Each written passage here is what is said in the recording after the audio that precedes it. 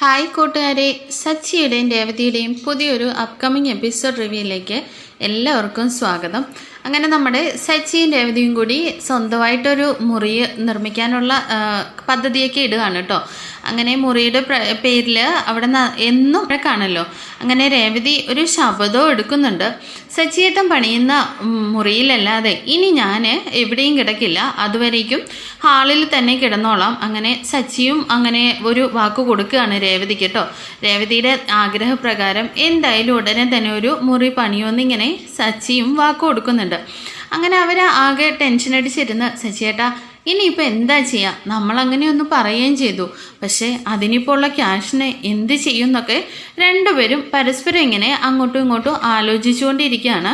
അങ്ങനെ അവസാനമായിട്ട് രേവതി ഒരു ആശയം പറയുകയാണ് കേട്ടോ. സച്ചിയേട്ടാ എനിക്കൊരു ഐഡിയ തോന്നുന്നുണ്ട്.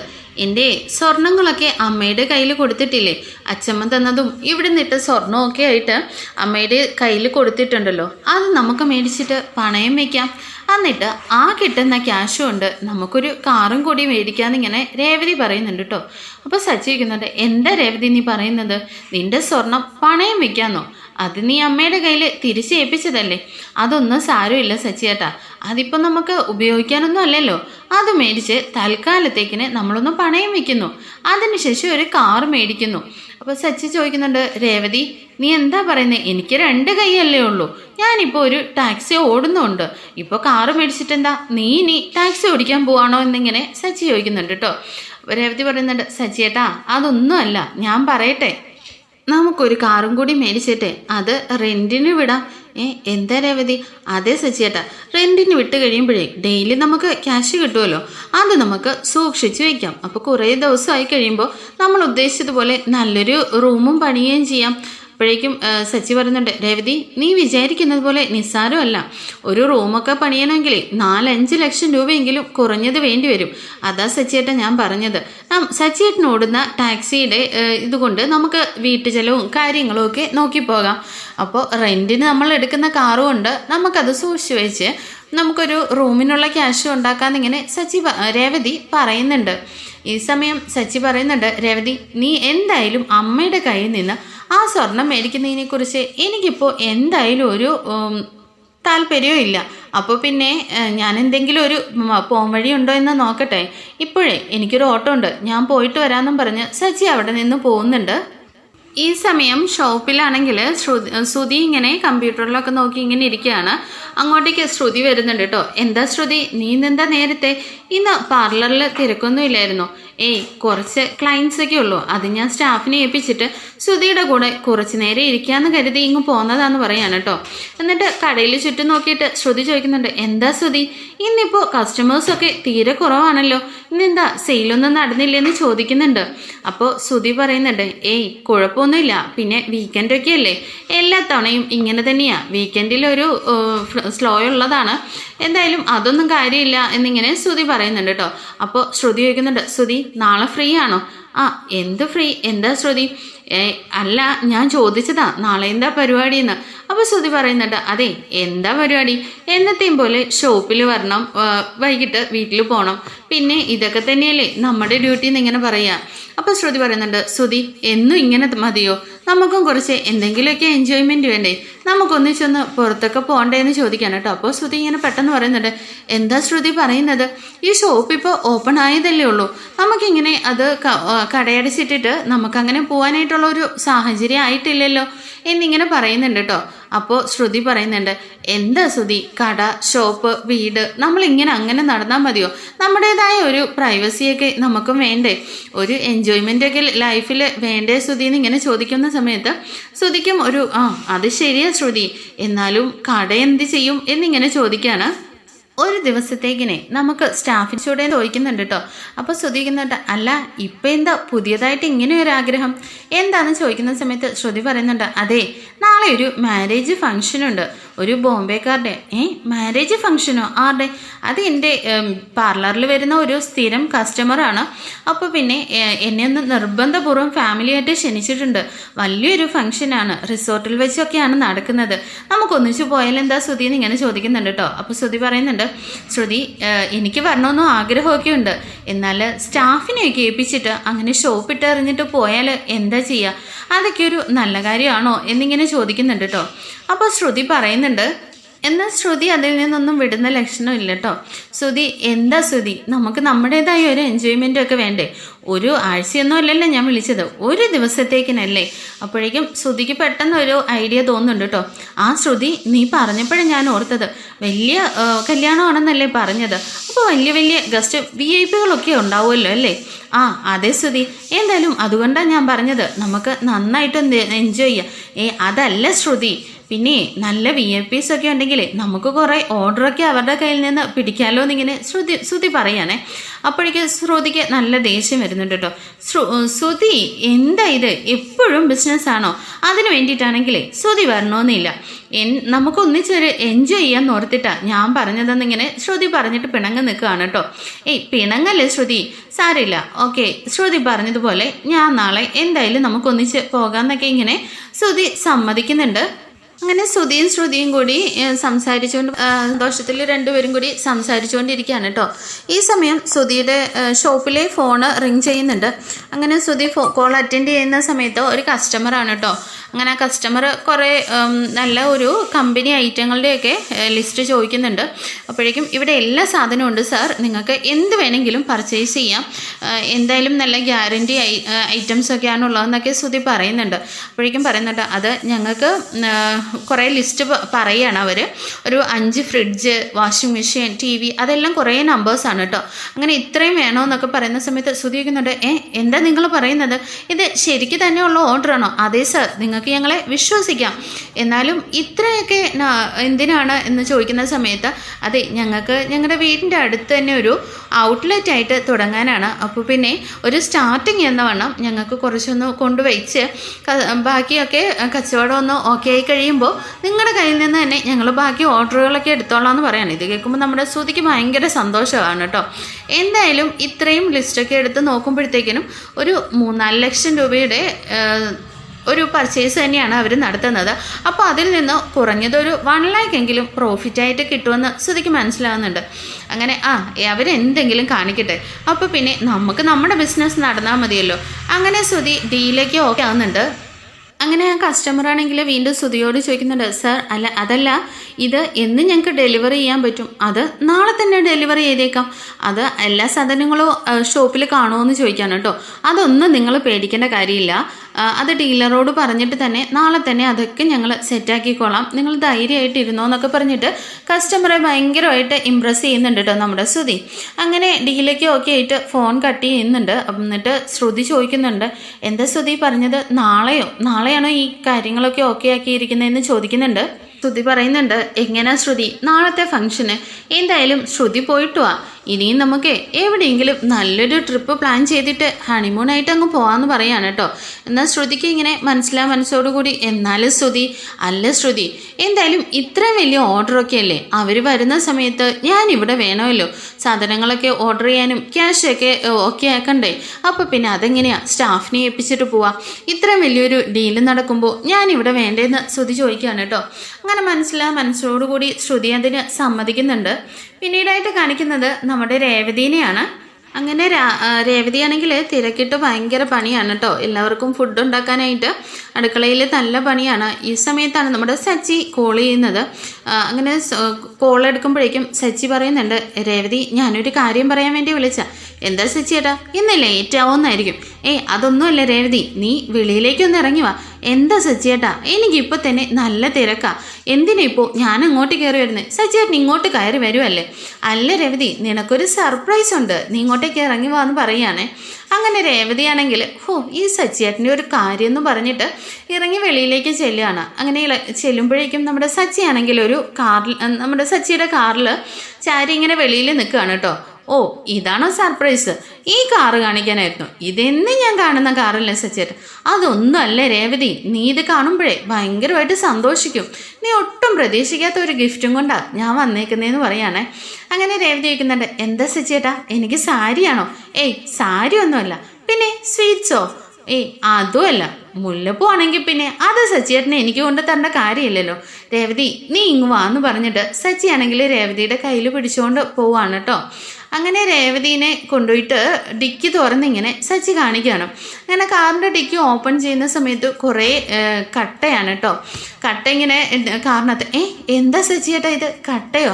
അതെ രേവതി, നമുക്ക് റൂം പണിയണ്ടേ. ഓ ഇത്രയും കട്ട കൊണ്ടാണോ സച്ചിയേട്ടാ റൂം പണിയാൻ പോകുന്നത്? രേവതി ചുമ്മാ തമാശ എടുക്കല്ലേ.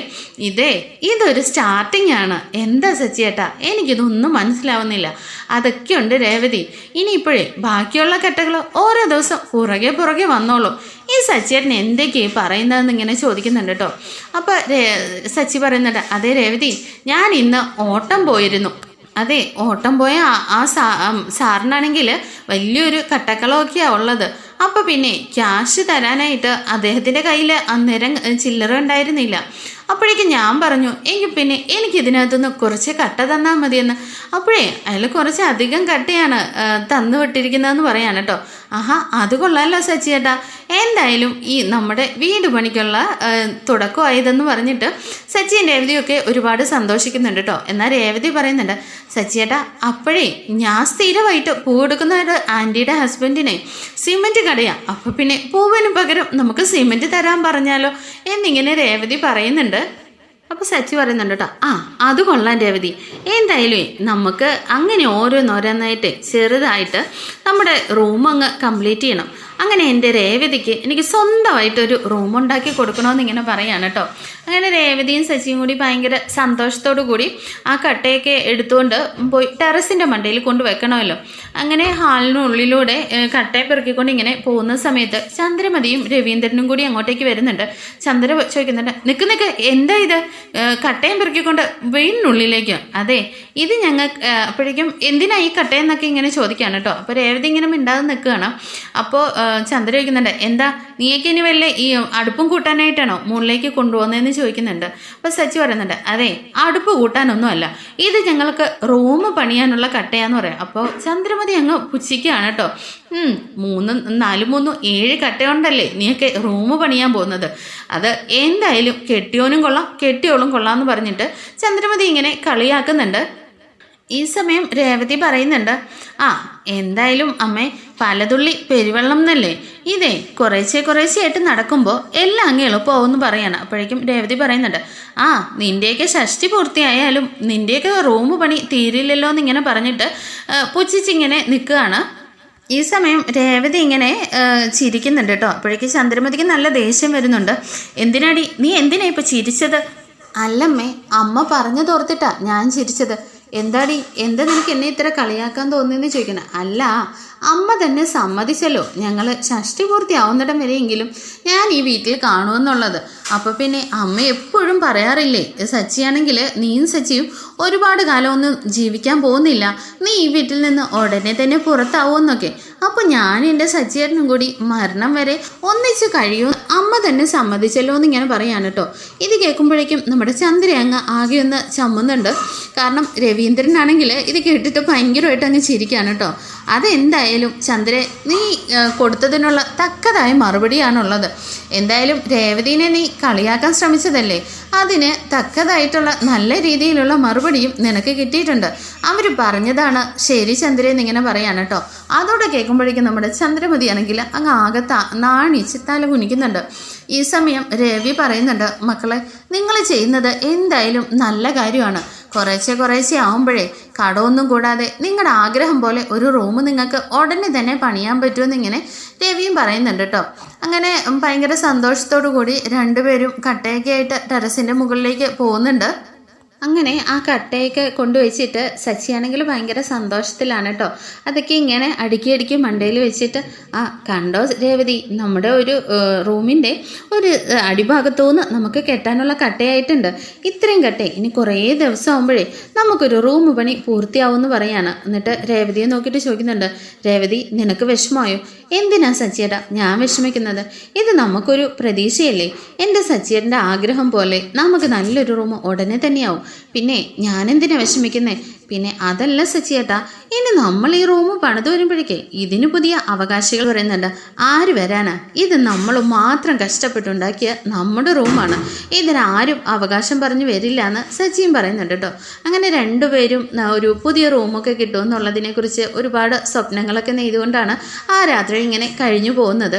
പിറ്റേ ദിവസം കാണിക്കുന്നത് അങ്ങനെ രാവിലെ തന്നെ ശ്രുതിയാണെങ്കിൽ ഭയങ്കര ഹാപ്പിയാണ് കേട്ടോ.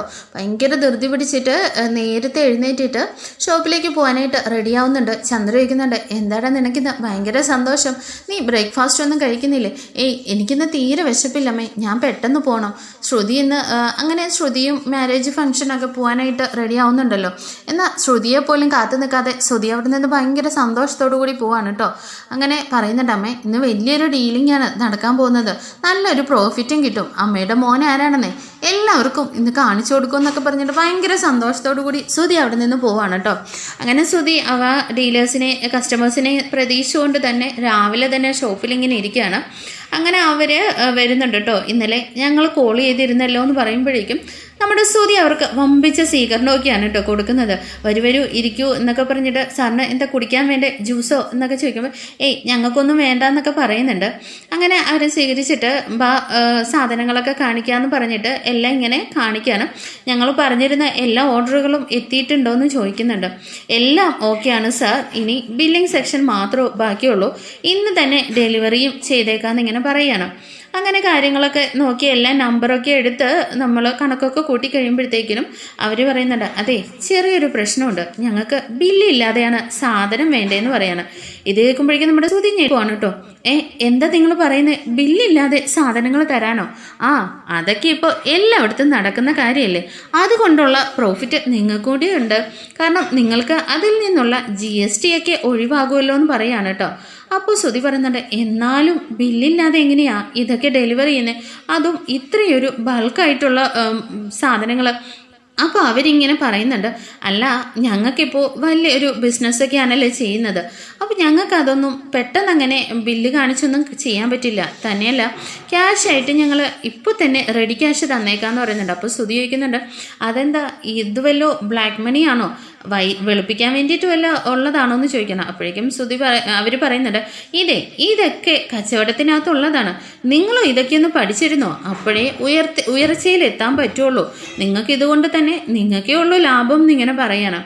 അപ്പോഴേക്കും ശ്രുതി പറയുന്നുണ്ട്, എന്നാലും അതെങ്ങനെയാ? അതെ സാറിന് ബുദ്ധിമുട്ടാണെങ്കിൽ ഞങ്ങൾ മറ്റൊരു ഷോപ്പിൽ പോയിക്കോളാം എന്നാൽ ശരിയെന്ന് പറഞ്ഞിട്ട് അവരിങ്ങനെ ധൃതി വെച്ച് ഇറങ്ങാൻ തുടങ്ങാണ് കേട്ടോ. എന്നാൽ നമ്മുടെ ശ്രുതി ആകെ പെട്ടുപോയിരിക്കുകയാണ്. കാരണം ഡീലേഴ്സിൻ്റെ കയ്യിൽ നിന്ന് ഇന്ന് തന്നെ ക്യാഷ് കൊടുത്തോളാം എന്ന് പറഞ്ഞിട്ടാണ് കുറേ സാധനങ്ങൾ ഇന്ന് ഇറക്കിയിട്ടുണ്ട് ഇവർക്ക് കൊടുക്കാൻ വേണ്ടിയിട്ട്. അപ്പോൾ ഇവരുടെ കയ്യിൽ നിന്ന് ക്യാഷ് കിട്ടിയിട്ട് വേണമല്ലോ അവർക്ക് കൊടുക്കാനും.